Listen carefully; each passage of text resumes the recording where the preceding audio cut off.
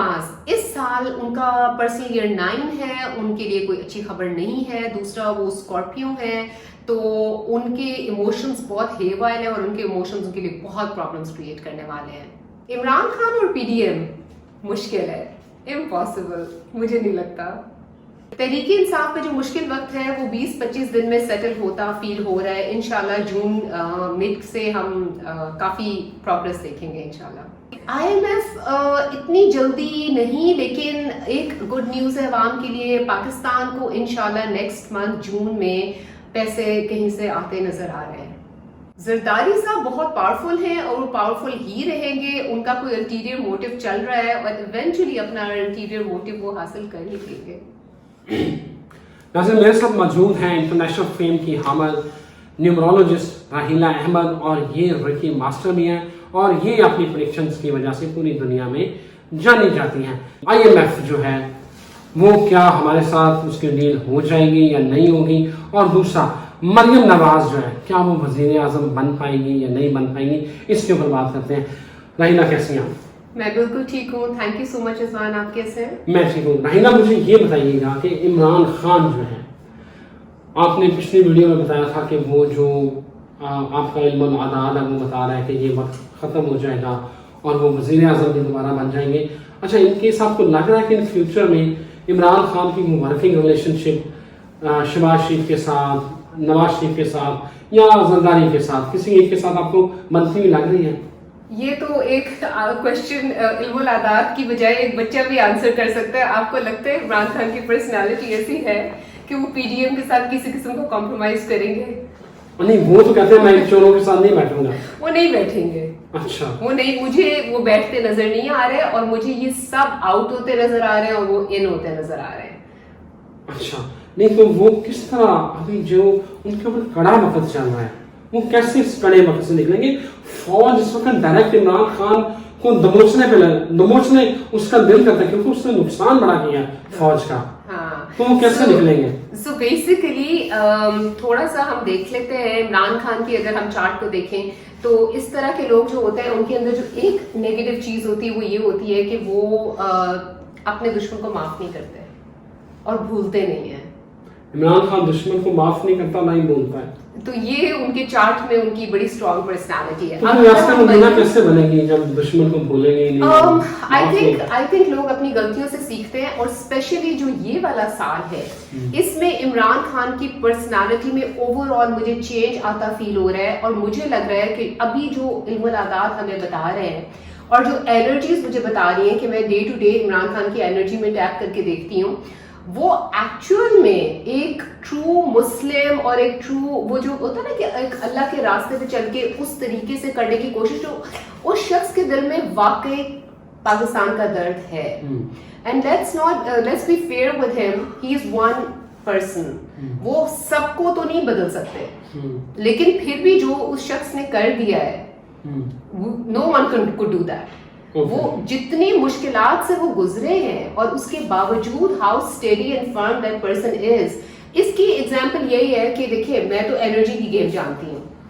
اگر ان کی انرجی اتنی اسٹرانگ نہ ہوتی تو آج ساری پی ڈی ایم بالکل بے بس نہ ہوتی ان کے آگے.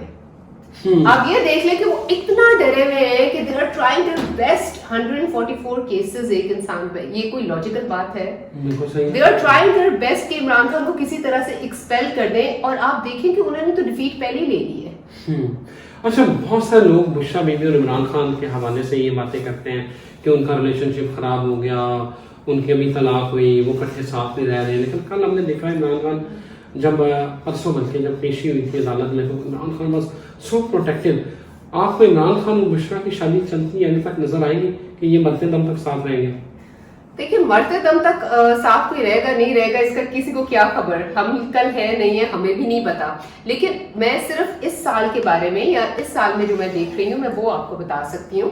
تو دونوں کا اس سال تو صحیح چل رہا ہے. और इमरान खान का जो पर्सनल ईयर है वो 4 है, बुशरा बीबी का जो पर्सनल ईयर बन रहा है वो 6 बन रहा है, 6 और 4 विनिंग कॉम्बिनेशन नंबर 1 बनता है। तो इस साल तो दोनों की बहुत अच्छी चल रही है और मुझे लगता है कि इनकी शायद आगे चल जाए, क्योंकि इनका पर्सनल इंटरेस्ट एक है, वो अल्लाह के लिए एक हुए है ना। तो जो लोग भी, जैसे दो दोस्त भी अल्लाह की खातिर एक जगह पे आते हैं तो वो बॉन्ड कभी नहीं टूटता। अच्छा, अब ये बताएं कि मरियम नवाज के हवाले से आप क्या प्रेडिक्ट करती हैं कि क्या वो मुस्तकबिल में तो वज़ीर आज़म के ख्वाब लेके बैठी हुई हैं, वज़ीर आज़म बनेंगी या नहीं बनेंगी? मरियम नवाज एक बहुत अच्छी स्पीकर हुआ करती थी। मैंने खुद उनके कुछ लेक्चर्स सुने हैं। I will have a contradiction here, क्योंकि अब मुझे लगता है कि she is more revengeful। उनकी हर स्पीच में रिवेंज ज्यादा नजर आता है, इमोशंस ज्यादा नजर आते हैं और बेसिकली उसकी रीजन है रिजवान, उनका पर्सनल ईयर इस साल 9 बन रहा है। 9 एंडिंग्स का ईयर होता है। इस साल मरियम नवाज कुछ भी कोशिश करेंगी, वो बेचारी उनकी कोशिश रायगा ही जाती नजर आ रही है। वो कुछ भी करेंगी, एकदम से हाइप क्रिएट करके उठने की कोशिश करेंगी, फिर इस तरह से बिल्कुल फिजल आउट हो जाएंगे। और वो हमने अभी तक तो हमने यही देखा है। वो थोड़े बहुत शोषण छोड़ती हैं, वो अपनी ग्रजेस निकालती है, इमोशंस बहुत उनके हाइटेड हुए हैं इस वक्त, और उनका भी कसूर नहीं है, प्लैनेटरी पोजीशंस का कसूर है, एनर्जीज का कसूर है। Let's blame them because I feel कि as a person everyone is very nice and kind hearted and whatever, लेकिन इस वक्त उनका इमोशंस बहुत पीक पे है। और स्पेसिफिकली मई के मंथ में अगर हम देखें तो मई का जो नंबर 5 है, जैसे मैंने पिछले प्रोग्राम में भी बताया था, इसमें एनर्जीज बहुत स्कैटर्ड है, बहुत हेवाइल हुई है, बहुत केओस है। और स्पेसिफिकली अगर हम मरीम नवाज का देखें तो उनका भी जो अदद बन रहा है वो 5 बन रहा है, लेकिन उनका पर्सनल ईयर क्योंकि 9 है और वो एंडिंग्स का ईयर है, तो इस साल मरीम नवाज को तो कुछ खास नहीं मिलने वाला। मतलब इस साल मरीम नवाज वज़ीर आज़म नहीं बनती, आगे बन जाए तो बन जाए। अच्छा, एक और बात कि क्या IMF के साथ हमारा कोई पैसे पाकिस्तान के हालात बेहतरी की तरफ कम जाते लग रहे हैं आपको? एक गुड न्यूज जो मुझे उलमुल आदात के हिसाब से नजर आती है, IMF के ऊपर तो मुझे कोई भरोसा नहीं है, लेकिन IMF तो झंडियां करवा रहा है हमें काफी अरसे से, लेकिन जो मुझे पाकिस्तान के पर्सपेक्टिव से मैं देखूं तो नेक्स्ट मंथ पैसे आते नजर आ रहे हैं। कैसे?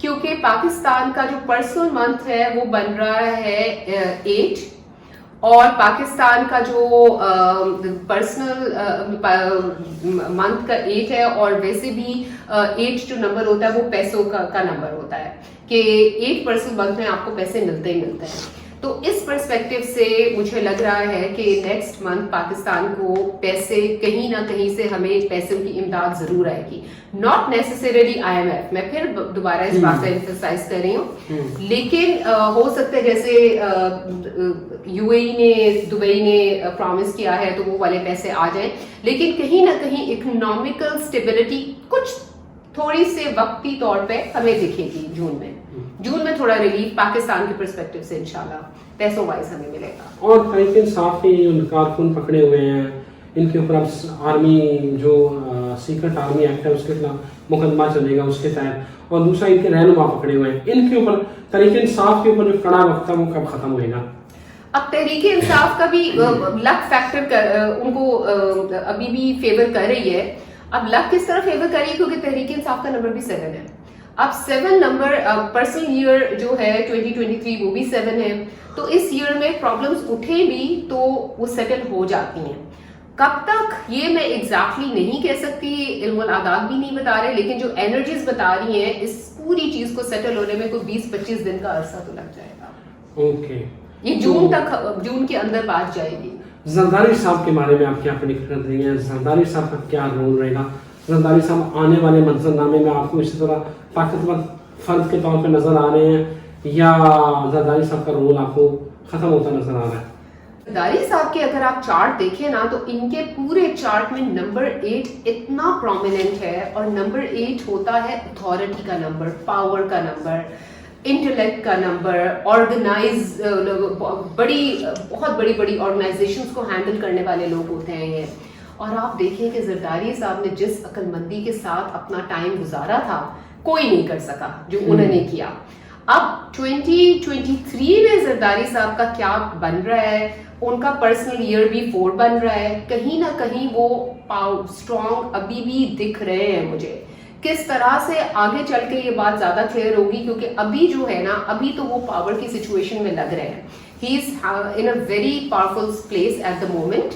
और उनकी हमेशा से हमने देखा है कि उनकी जो प्लानिंग होती है ना, वो एंड में सामने आती है और कोई बहुत ही जबरदस्त प्लानिंग होती है। तो उनका टारगेट इस वक्त गवर्नमेंट नहीं है, उनका टारगेट कोई इनडायरेक्ट है, और वो इवेंचुअली मुझे लग रहा है कि अपने इनडायरेक्ट टारगेट को अचीव कर ही लेंगे।